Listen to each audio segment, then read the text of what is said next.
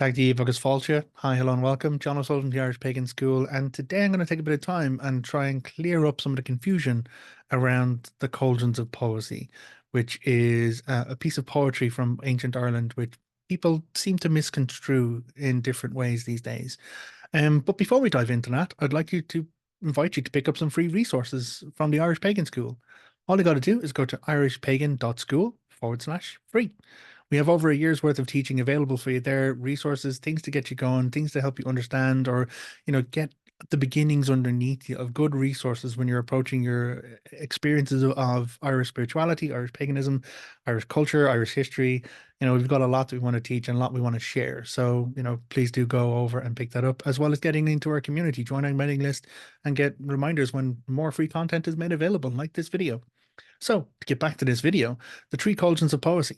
It is something that I have come across a lot in my time as I've been growing and changing in my own path of Irish spirituality and my education in Irish mythology, and also, Irish bardic work and poetry elements around that. So, what is frustrating and confusing about it is that the allegory of these three cauldrons and how they apply to each person who they are born within has been misconstrued and mapped against different kind of Eastern teachings about energy centers in the body and trying to kind of copy paste over, well, this is the Irish version of like chakras and stuff like that, where it really honestly isn't.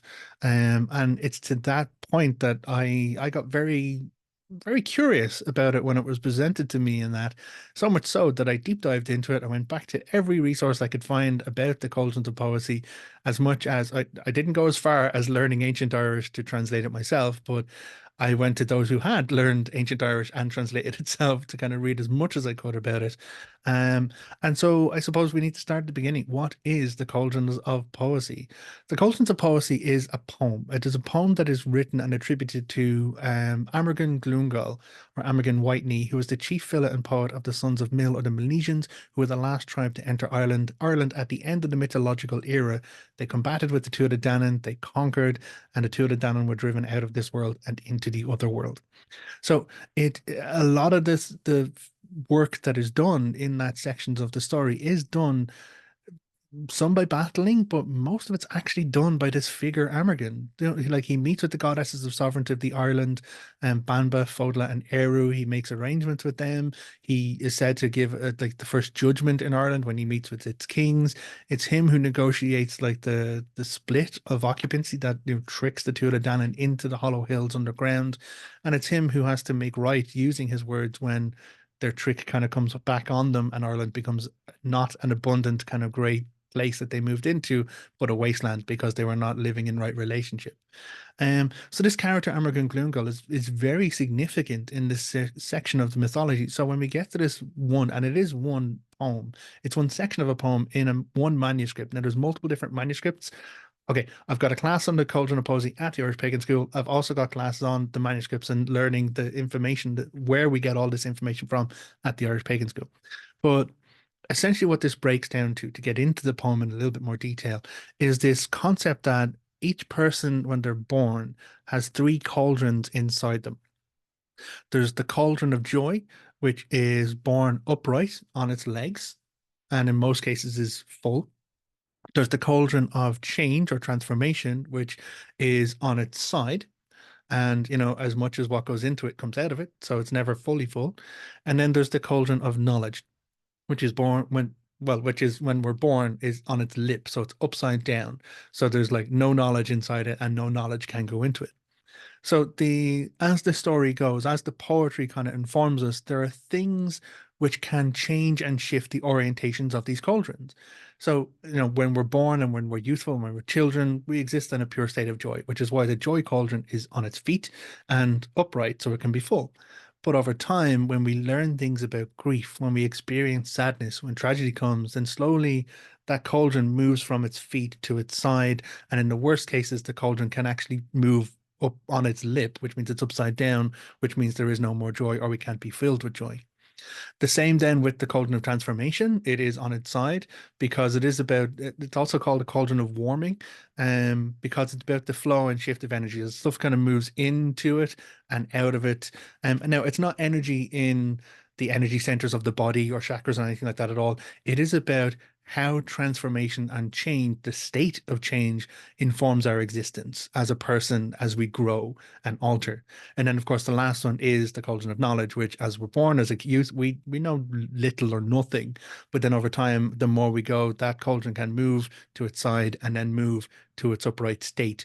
Now, there is a classification, a specific thing about the cauldron of knowledge, in that from the cauldron of knowledge comes all knowledge. So once you kind of move or transition your cauldron of knowledge into an upright state, you can be filled with all knowledge, except for knowledge of arts, the arts and poetry. And so there are classifications of what each of these cauldrons, joy, transformation, and knowledge kind of do, and how they are moved and how they are changed, all of which is said within this beautiful piece of poetry. But what people then try and do is, well, they're talking about these three things and then say, okay, well, knowledge is in your head, transformation is in your gut, and joy is in your heart. So suddenly people start mapping these cauldrons on the physical form, and that's where they're blending or trying to force these informations over about chakras and alignments and stuff like that. For me, as I've studied into this poetry and gone through it, it's less about the physicality of our form as we grow and more about the things that cause us to grow, the things that actually bring change in our life. Like, the cauldron of joy, for example, it's on its feet, it's upright. But, as the poetry continues, it says, and, as we learn about grief, we learn about woe, these are the things that cause it to move and change. And by talking about this poem and expressing these aspects of the human condition, we're able to better understand how they apply to us and how they impact to us. And this poem is attributed to one of the greatest poets of the Milesians, like the top guy for the Sons of Mail who came into Ireland.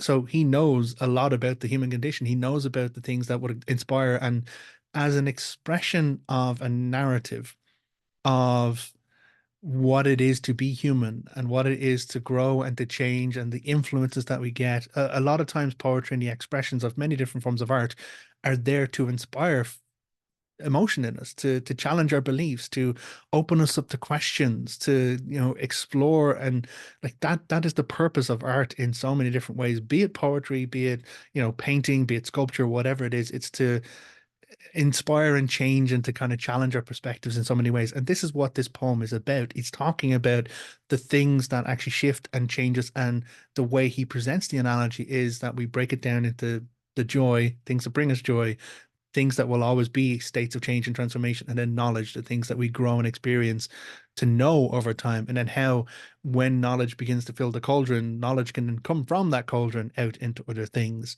Um, it's not about energy centers in the body. It's not some mystic Irish mapping of, chakra points or anything like that at all. Like, all of that is of a different culture. If for me, I was to try and attribute some deeper meaning to the poetry, because we know for a fact all of these older stories, all of these older informations had deeper meanings, had deeper layers to explore. For me and my interpretation of the poem and all of the study I've done on it in order to teach the class at the Irish Pagan School, go to irishpaganschool.com and search for Cauldron of Poesy. You can take the class, as well as access as many resources as I could provide to it and the breakdown. But it's less about some mystical energy process and more about what it takes to be a filler.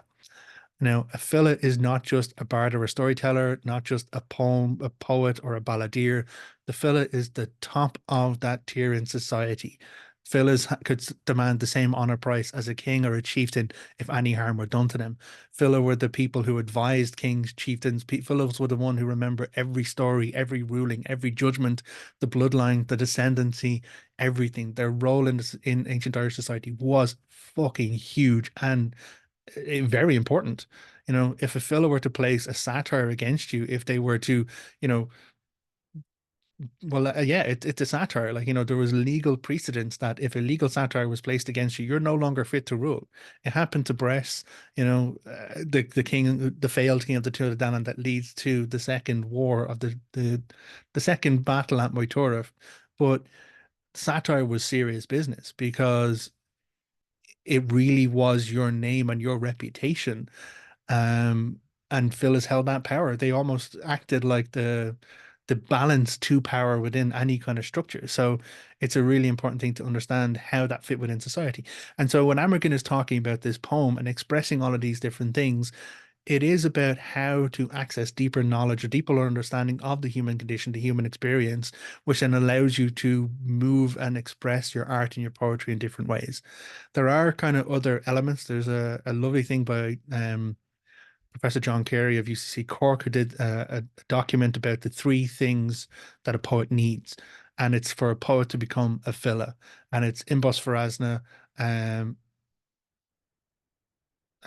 okay, I can list them in Irish, but it's probably best I kind of try and say it's kind of access to kind of universal knowledge. It is the knowing, the naming, and the histories of everything. And then it's also the ability to kind of recite a specific form of poetry in a particular way.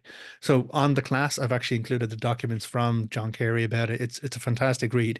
But the exploration of this Cauldron of Poesy poem is more in line with understanding the human condition, understanding how these influences of joy and change and transformation and knowledge over time kind of influence who and how we are as people. And then for those who can go deeper to understand what makes the cauldron move, how to shift and change someone's cauldron, shift and change their perspective, how to provide joy to somebody, how to help them overcome grief so their cauldron of joy is no longer on its lip, it gets back to being upright, how to understand how knowledge is so important to get from on its lip upright so that people can actually learn more, people can then overflow their own knowledge and share into other people. It's a very, very inspiring piece of poetry. But again, it's not some secret mapping to energy centers in your body that's going to make you a spiritual guru once you unlock its mysteries. There is so much to know about it. I have barely scratched the surface in my exploration of it as well. I will probably keep coming back to it and keep chasing the questions out of it, but there's a joy in that. There's a benefit in that. Instead of having an answer just provided and fulfilled to us, we get questions that we can then pursue, we can then change. And as I grow and change in my life, I know I will keep coming back to the concept of this cauldron of change. How is it changing? How is my knowledge changing? And again, keeping very conscious of it, where is my joy?